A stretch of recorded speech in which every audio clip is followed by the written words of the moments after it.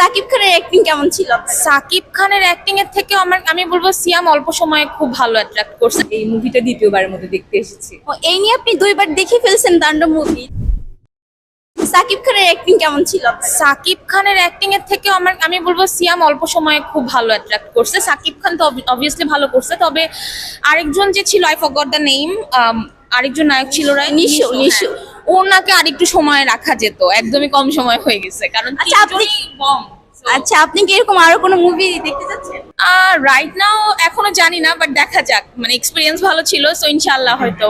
আচ্ছা, আমি যদি বলি, তো আমি সব দিক দিয়ে স্টোরি হোক অ্যাক্টিং হোক সবকিছুতে আমি 10-10 দিব, ভালো লাগছে। ঠিক আছে আপু, ভালো থাকবেন। এই মুভিটা দ্বিতীয়বারের মতো দেখতে এসেছি। ও, এই নিয়ে আপনি দুইবার দেখে ফেলছেন তাণ্ডব মুভি, তো হ্যাঁ। আপনার কেমন লাগছে এই মুভিটা?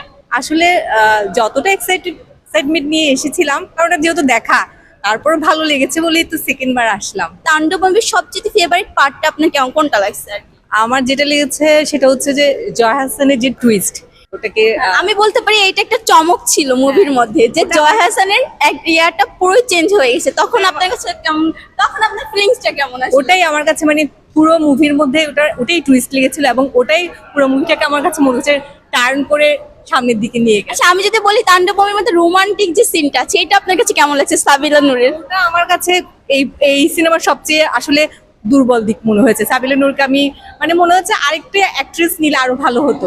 মানে ওর জায়গাটা ছাড়া সবার অভিনয় খুব ভালো, গানটা অ্যাজ ইউজুয়াল যেহেতু অনেক বেশি পপুলার হয়েছে ভালো লেগেছে, বাট ওদের রোমান্টিসিজম আমি অন্য মুভিতে যেরকম দেখি সেরকম কিছু পাই।